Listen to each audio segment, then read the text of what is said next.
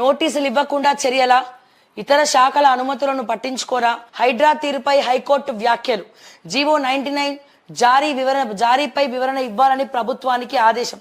ఇలాంటి నోటీసులు ఇవ్వకుండా చెరువుల్లో అక్రమ నిర్మాణాల పేరుతో కూల్చివేతలు చేపడుతున్న హైడ్రా తీరుపై శుక్రవారం హైకోర్టు అసంతృప్తి వ్యక్తం చేసింది. ఇతర ప్రభుత్వ శాఖలు అనుమతులు ఇచ్చాక నిర్మించుకున్న వాటిని ఎలాంటి నోటీసులు ఇవ్వకుండా, వివరణ తీసుకోకుండా ఎలా కూల్చివేస్తారని ప్రశ్నించింది. కోర్టుల్లో ఒకటి చెబుతూ బయట మరోలా వ్యవహరిస్తున్నారని వ్యాఖ్యానించింది. జీవో 99 చట్ట పరిధిపై వివరణ ఇవ్వాలంటూ ప్రభుత్వానికి ఆదేశాలు జారీ చేసింది. ప్రభుత్వం హైడ్రాను ఏర్పాటు చేస్తూ తెచ్చిన ఆ జీవో చట్టబద్ధతను సవాల్ చేస్తూ హైదరాబాద్ నానక్రామ్గూడకు చెందిన లక్ష్మీ పిటిషన్ దాఖలు చేశారు. దానిపై జస్టిస్ కె లక్ష్మణ్ విచారణ చేపట్టారు. పిటిషనర్ న్యాయవాది వాదనలు వినిపిస్తూ సంగారెడ్డి జిల్లా అమీన్పూర్ మండలం ఐలాపూర్లోని సర్వే నెంబర్ 119/21, 119/22లో 19.27 ఎకరాల్లో హైడ్రా జోక్యం చేసుకోకుండా ఆదేశాలు ఇవ్వాలని కోరారు. వ్యవసాయ పరికరాలు, కూలీల విశ్రాంతి కోసం కట్టిన నిర్మాణాలను ఈ నెల 3న హైడ్రా ఎలాంటి నోటీస్ ఇవ్వకుండా ఉదయం పోలీస్ బలగాలతో వచ్చి కూల్చేసింది అని చెప్పి ఇక్కడ క్లియర్గా చెప్పడం జరిగింది. సో సామాన్యుల పట్ల హైడ్రా దూసుకెళ్లే తీరు కరెక్ట్ కాదు.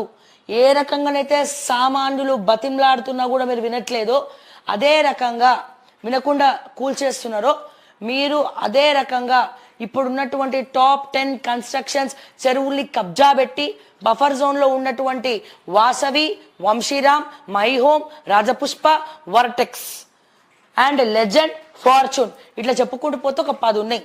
ఈ 10కి సంబంధించినటువంటి అన్ని కూడా కుల్లగొడతారా? ఎందుకంటే ఈ దాంట్లో కొంతమంది బడా నేతలు, కాంగ్రెస్ కి సంబంధించినటువంటి బడా నేతలు, బీఆర్ఎస్ కి సంబంధించినటువంటి బడా నేతలు, సో వీళ్ళందరూ కూడా ఇన్వెస్ట్మెంట్లు ఉన్నాయి, షేర్లు ఉన్నాయి. తద్వారా వాళ్ళని మీరు ఏం చేయలేకపోతున్నారు. మరి ఎందుకు హైడ్రా? సామాన్యుల భర్తం పట్టనిక, సామాన్యులను రోడ్డు మీద పడేయనిక. మరి సామాన్యులు ఎవరు కూడా ఇక కాంగ్రెస్ కోట్లు ఏమంటున్నారు? ఇందిరమ్మ పట్టాలు ఇస్తే సోనియా గాంధీ కూల్చిర్రు అంటున్నారు. మీరు పొంది మీకు తెలియదా? డబల్ బెడ్రూమ్ ఇల్లు, 1,00,000 ఇల్లులు ఖాళీ ఉన్నాయి. ఎవరికి పంచలే డబల్ బెడ్రూమ్, కట్టి పెట్టిరు అట్లా ముచ్చటగా. కొల్లాపూర్లో అయితే ఎన్ని ఉన్నాయండి? నాకు తెలిసి 20-30 వేలకు పైగా డబల్ బెడ్రూమ్ ఇల్లు ఉన్నాయి.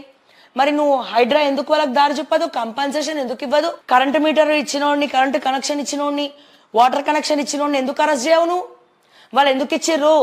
నీకు చెరువు బఫర్ జోన్ ఉన్నప్పుడు సబ్ రిజిస్టర్ రిజిస్ట్రేషన్ ఎట్లా చేస్తాడు? ఎంత మెక్కిండు అంటే ప్రతి ఒక్కడు కూడా అమ్ముడు పోయిండు. ఇక్కడ వాళ్ళ పాత్ర ఏముంది?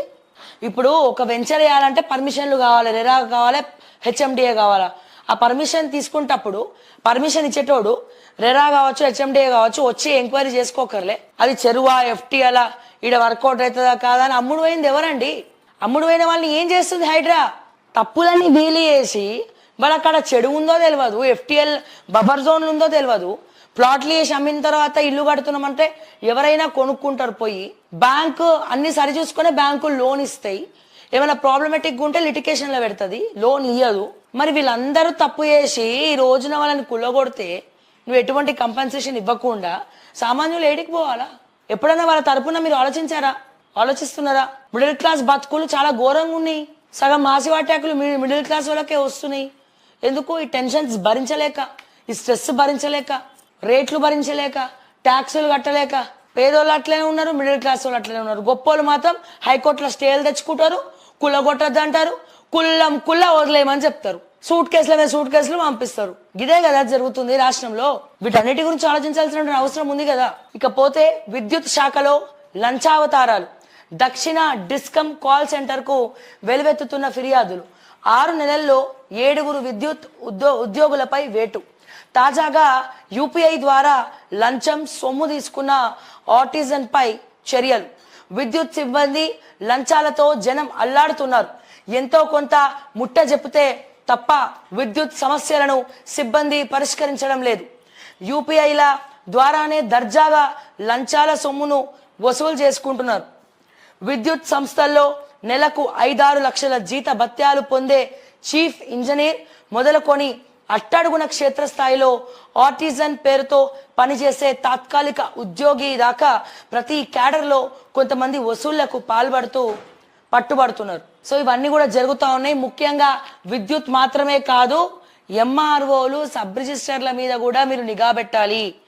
కొత్తగా జాయిన్ అయినటువంటి కమిషనర్ గారికి నేను చెప్తా ఉన్నా, మాకు వచ్చినటువంటి కంప్లైంట్స్ ఏంటంటే షామీర్పేట ఎంఆర్ఓ అండ్ అదే రకంగా సంగారెడ్డి ఎంఆర్ఓ అండ్ అదే రకంగా అమీన్పూర్ ఉంది కదా, Ameenpur MRO, Patancheru MRO, Patancheru municipality and అట్లాగే ఈ ఇక్కడ మన ఇక్కడ కుక్కడపల్లి దగ్గర సబ్ రిజిస్టర్, ఎర్రగడ్డ సబ్ రిజిస్టర్ ఉన్నాడు కదా, సబ్ రిజిస్టరు, ఇట్లా చెప్పుకుంటూ పోతే మీకు గనక చిత్తశుద్ధి ఉంటే పొయ్యి వాళ్ళ మీద నిఘా పెట్టండి.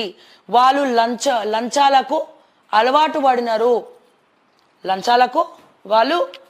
పడినారు. సో దయచేసి వాళ్ళ మీద నిఘా పెట్టాలని చెప్పి నేను మరొక్కసారి తెలియజేస్తా ఉన్నా. ఇంకా లిస్ట్ ఉంది, ఇంకా చాలా లిస్ట్ ఉంది, అంతా కూడా మీకు పంపిస్తాం. ఇవన్నీ మేమేదో క్రియేట్ చేసింది కాదు, కొంతమంది ప్రజలే వాళ్ళు కొన్ని వీడియోస్తో పాటు మాకు వాట్సాప్కి పంపించినటువంటి అంశాలు వాస్తవాలు. సో దయచేసి మీరు అక్కడ ఒక్కొక్కసారి ఎంఆర్ఓ ఆఫీసుల దగ్గర నిఘా పెట్టండి. ఎంఆర్ఓ ఆఫీసుల దగ్గర నిఘా పెడితే ఎవరు ఏంది అనేది దయచేసి మీకు అర్థమవుతుంది క్లియర్ పిక్చర్ లాగా. తెలుగు రాష్ట్రాలకు 2 వందే భారత్లు, హైదరాబాద్, నాగ్పూర్, విశాఖపట్నం, దుర్గ్ మధ్య కొత్త రైలు 16న ప్రధాని ప్రారంభిస్తారు కిషన్ రెడ్డి. కేజ్రీవాల్ విడుదల, మద్యం విధానం కేసులో బెయిల్ ఇచ్చిన సుప్రీంకోర్టు, సిబిఐ తీరును తప్పుపట్టిన జస్టిస్ బుయాన్, పంజరంలో చిలుకలా ప్రవర్తించడం, విద్యుత్ అట్లనే. ఎస్ సార్, కేజ్రీవాల్ విడుదలైపోయినరు. సో హారతులు ఇచ్చి మరి ఇంట్లోకి వెల్కమ్ చెప్పినారు. సో ఇదంతా కూడా ఎక్స్పెక్ట్ చేసిందే. కవితక్క బయటకు వచ్చిందంటే కేజ్రీవాల్ కూడా బయటకు వస్తారు. అయితే అక్కడ కేజ్రీవాల్ గారేమో ఇండియా కూటమిలో ఉన్నారు. ఇండియా కూటమిలో ఉన్నటువంటి కేజ్రీవాల్ ఏమో ఎటువంటి స్కామ్ చేయలేదని చెప్పి అక్కడ ఏఐసిసిలో రాహుల్ గాంధీ, కేంద్రంలో రాహుల్ గాంధీ మాట్లాడతారు.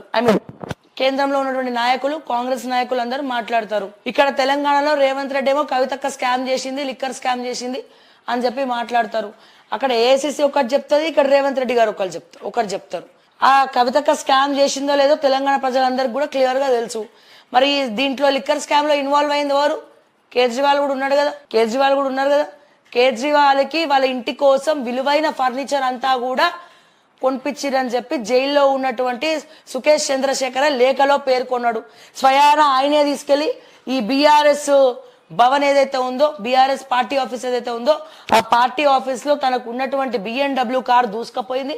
ఆడ కార్ ఆపిన, సూట్ కేసుల పైసలు తీసుకెళ్లి 2 కోట్ల రూపాయలు నేనే ఇచ్చిన, ఈ 80 కిలోల నెయ్యి అన్నాడు, అవన్నీ అన్నాడు. ఇవన్నీ పాతవి, ఇవన్నీ మళ్ళీ తవ్వుతే ఇక ఎక్కడ లేని మళ్ళీ బయటకు వస్తాయి. నగరంలో ట్రాఫిక్ వాలంటీర్ల ట్రాన్స్జెండర్లు అర్హులకు 10 రోజుల శిక్షణ, 10 నెలల స్టైఫండ్, సీఎం నిర్ణయం. ఎస్, మంచి నిర్ణయం. ట్రాన్స్జెండర్లకు కూడా ఒక ఉపాధి కలుగుతుంది. మరి ఐడియా ఎవరిచ్చిండ్రో మంచి ఐడియా, ఇదైతే డెఫినెట్గా మంచి నిర్ణయమే. ట్రాన్స్జెండర్లకు ఉపాధి కలుగుతుంది, ప్లస్ ట్రాఫిక్ విపరీతంగా పెరిగిపోయింది కాబట్టి సో వీళ్ళకి కొద్దిగా ట్రైనింగ్ ఇస్తే వాళ్ళకి జీతం వస్తుంది, ప్లస్ పని కూడా చేసుకుంటారు. ఎందుకంటే విపరీతమైనటువంటి ట్రాఫిక్ పెరిగిపోయింది. అది ఎందుకు పెరిగిందో అర్థం కావట్లేదు. ముఖ్యంగా ఏదైతే చలాన్స్ ఆన్లైన్ చేసినప్పటి నుంచి ఇంకా పెరిగిపోయింది, ఎక్కడ కూడా ఉండట్లే. ఎక్కడికక్కడ ట్రాఫిక్ పోలీసులు అందరూ మాయమవుతున్నారు అంటారు.